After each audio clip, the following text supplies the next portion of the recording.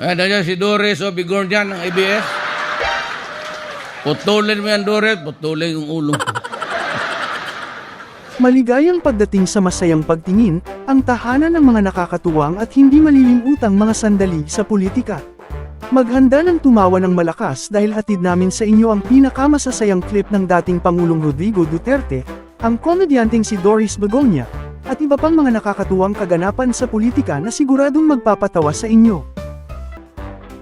Narito ang unang video sa ating listahan, kung saan makikita ang nakakatuwang eksena kung paano pinagtitripan ni dating Pangulong Rodrigo Duterte ang news reporter na si Doris Begoña mula sa ABS-CBN. Panuorin natin ang kanilang masayang interaksyon, at tiyak na magpapatawa ito sa inyo.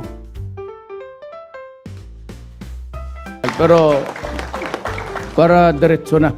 Patiin niyo ang bangko. Para madali. Yes, you are from...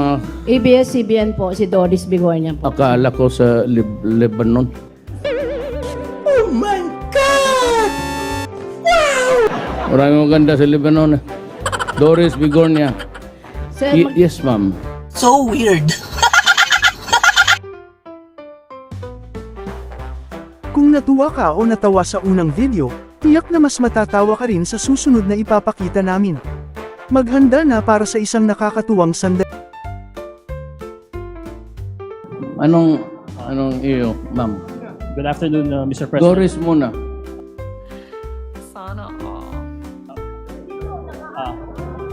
First question, Cristina Mendez of Philippine Star. Ikaw na. Ikaw ang gusto kong patayin. paruhinog muna tayo. Oh. Aquino. Okay. Ikaw, ma'am. Sir. Ina. Sir, kailan ho ulit may matutumba na mayor?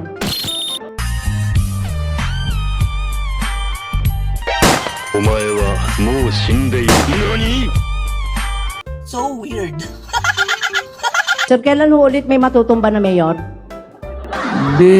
Depende na lang sa intriga mo kung saan ang mas marami.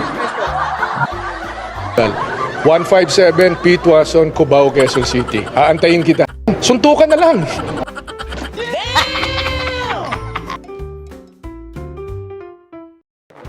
Sa susunod na video, masisilayan natin ang kahusayan ni Doris Begoña sa pag-i-interview ng mga residente habang sila'y naglalaro ng bingo.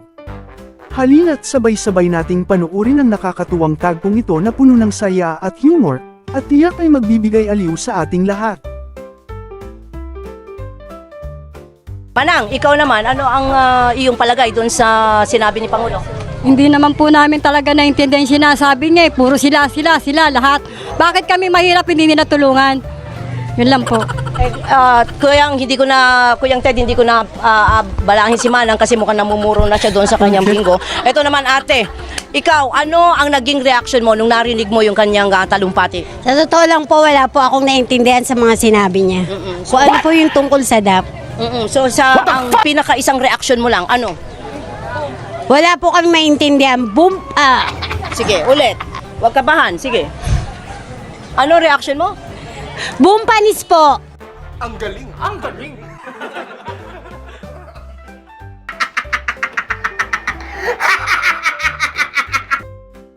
Sa usapin ng Quad Committee, si Paduano ay galit na galit dahil hindi dumalo si dating Pangulong Rodrigo Duterte sa kanilang mga pagpupulong. Mukhang nais niyang iparating ang kanyang galit kay Duterte dahil sa desisyon nitong hindi makisali. Ngunit, may sagot si Duterte sa isyong ito. Panuurin natin kung ano ang sinabi niya. Naglulukuhan tayo dito because the first letter promised us that he will be present Huwag kayo iiyak. after November 1. Kung hindi tayo naglulukuhan dito, ay ano? Natatakot siya? Na pumunta dito? Nani? Ay sabi si Chairman. So weird. Galit sila. Galit sila kasi hindi ka daw sumipot. Hindi ka daw sumipot. Sinong galit sa akin? Yung nagsabi si Abante at saka yung si Dan Fernandez at saka si Wade. Sipain ko sila, sabihin mo.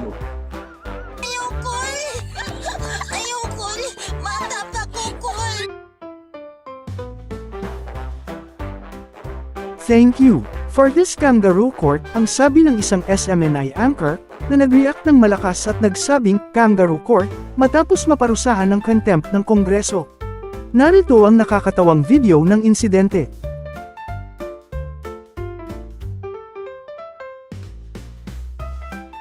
Session suspended. Attorney Tolentino. Thank you for this kangaroo court. Session suspended. Thank you for this kangaroo court. Thank you for this kangaroo court.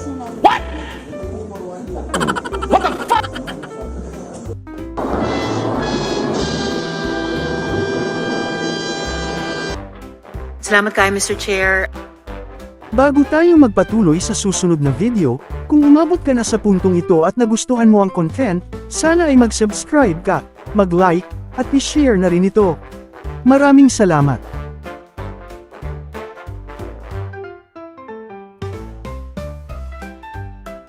Sa susunod na video, tiyak na matatawa ka sa kakulitan ni Atty. Topacio kaugnay ng nangyaring hearing sa Quadcom kamakailan.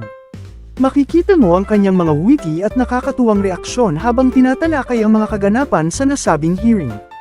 Huwag palampasin ang pagkakataon na mapanood ito, tiyak na magbibigay ito ng aliw at humor sa inyong araw. Narito na ang video.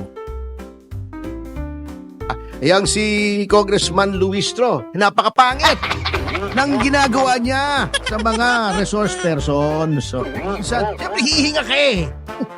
Oo.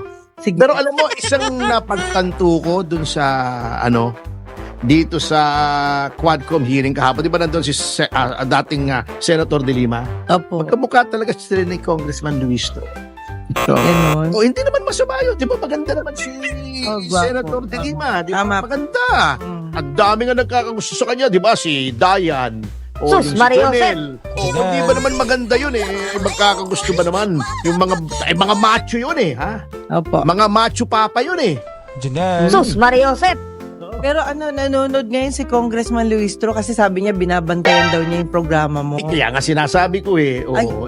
Para naman, hindi naman sayang yung pagbabantay niya. Naririnig niya yung pangalan niya, di ba? Oo.